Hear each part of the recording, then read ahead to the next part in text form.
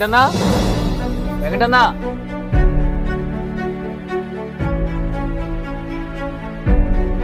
Fish Venkat ఇటీవల వార్తల్లో చాలా ఎక్కువగా ఉన్న పర్సన్ అండ్ అందరికీ బాగా తెలిసిన కమీడియన్ అండ్ యాక్టర్ కూడా.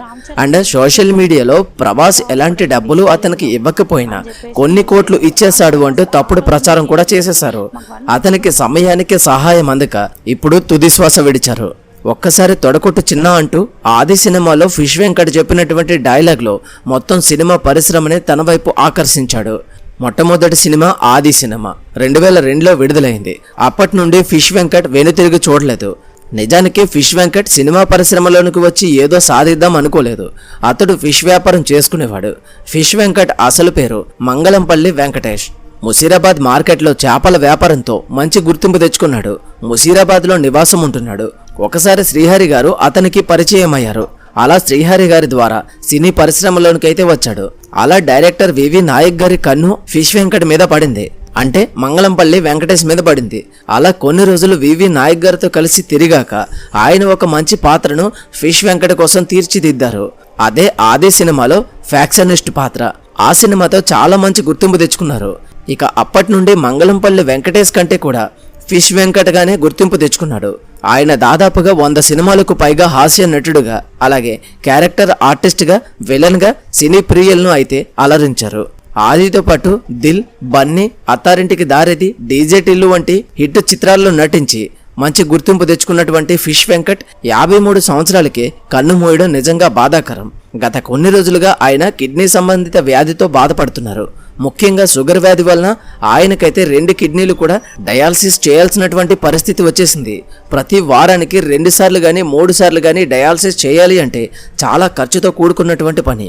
ఒక్కొక్కసారి డయాలసిస్ చేయడానికి దాదాపుగా హాస్పిటల్ని బట్టి 5,000 నుంచి 15,000, 20,000 కూడా అయ్యే అవకాశాలు ఉన్నాయి. అందుకే ఆ మధ్య ఫిష్ వెంకట్ షుగర్ వ్యాధితో బాధపడుతూ కొన్ని జబ్బులు కూడా బయటపడ్డాయి. అప్పుడు కూడా తన ఆరోగ్యం బాగోలేదని సినీ పరిశ్రమలో ఎవరైనా దాతలు తనకి సహాయం చేయాలని మీడియా ద్వారా ఆయనైతే అభ్యర్థించడం జరిగింది. కొంతమంది దాతలు స్పందించారు కూడా. అలాగే ఆ తర్వాత పూర్తిగా ఆరోగ్యం దెబ్బతిని డయాలసిస్ వరకు వచ్చేశారు. ఇక డయాలసిస్ వరకు వచ్చారంటే ఆ మనిషి యొక్క ఆరోగ్య పరిస్థితి పూర్తిగా క్షీణించిందని చెప్పవచ్చు. దాదాపుగా మనకి కోట్లలో డబ్బు ఉంటే మాత్రమే ఇలాంటి డయాలసిస్ చేసుకోగలం. ఎందుకంటే ప్రతి వారం మనం ఇంతేసి డబ్బు పెట్టడం అనేది ఖర్చుతో కూడుకున్న పనే కాదు. ఇలా ఒక వ్యక్తి కూడా వీళ్ళకి పూర్తిగా సేవలు చేయడానికి ఉండిపోవాలి. ఇలాంటి పరిస్థితుల్లో ఆయన ఆరోగ్యం పూర్తిగా దెబ్బతినడమే కాకుండా తన కూతురు కూడా వచ్చి ఈయనకైతే సేవలు చేయడం జరిగింది. నిజంగా ఫిష్ వెంకట్ గారి పరిస్థితి చూస్తే మన అందరం కూడా ఎన్నో విషయాలు తెలుసుకోవచ్చు. మనం కూడా ముందు జాగ్రత్తగా కొన్ని చేయాల్సినటువంటి పరిస్థితులు ఉన్నాయి. ఎప్పుడు ఎవరి ఆరోగ్యం ఎలా అయిపోతుందో తెలియనటువంటి పరిస్థితి. అయితే ఫిష్ వెంకట్కి 2 భార్యలు, 3 కొడుకులు, 1 కూతురు కూడా ఉన్నారు.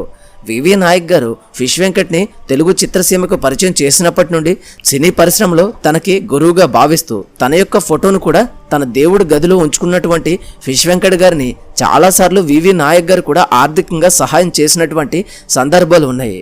ఈ మధ్య వాళ్ళ అమ్మాయి చాలా మందిని అభ్యర్థించింది.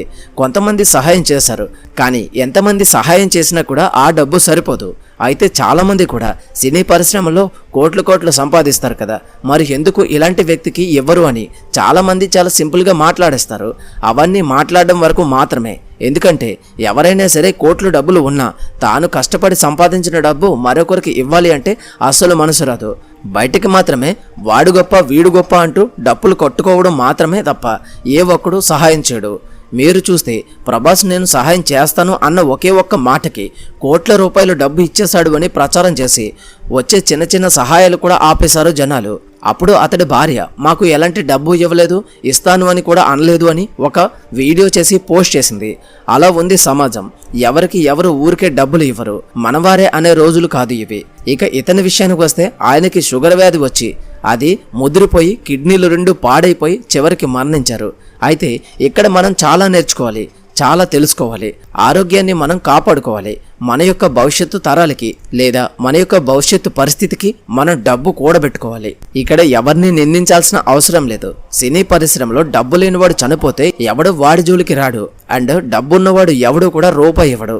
ఏదేమైనా సరే ఫిష్ వెంకట్ గారు లాంటి వాళ్ళు చాలా మంది షుగర్ వ్యాధి మనకు వచ్చిందన్న విషయం ఇప్పుడు తెలీదు. మన భారతదేశంలో 142 కోట్ల మంది ఉంటే 52 కోట్ల మందికి షుగర్ వ్యాధి వచ్చింది అని ఇప్పుడు డాక్టర్లే ధృవీకరించారు. WHO కూడా ఇదే విషయాన్ని చెప్పింది.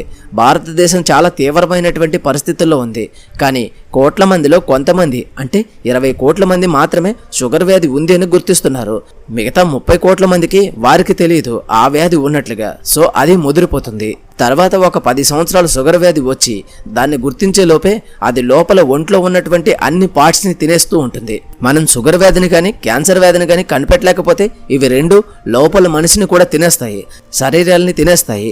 ఆ తర్వాత మనం నెమ్మదిగా బలహీన పడుతూ ఉంటాము. అలా ఒక్కొక్క దాని మీద ప్రభావం పడుతూ ఉంటుంది, ముఖ్యంగా కిడ్నీల పైన. వీటి మీద ప్రభావం పడి అవి నాశనం అవ్వడం స్టార్ట్ అవుతుంది. అంటే ఇంకా ఆ మనిషి మరణించక తప్పదు. లేదా ఉన్నంతకాలం ఆ కిడ్నీలు చేయాల్సినటువంటి ప్రతి పని బయట యంత్రాల ద్వారా చేయించుకోవాల్సిన అవసరం ఉంటుంది.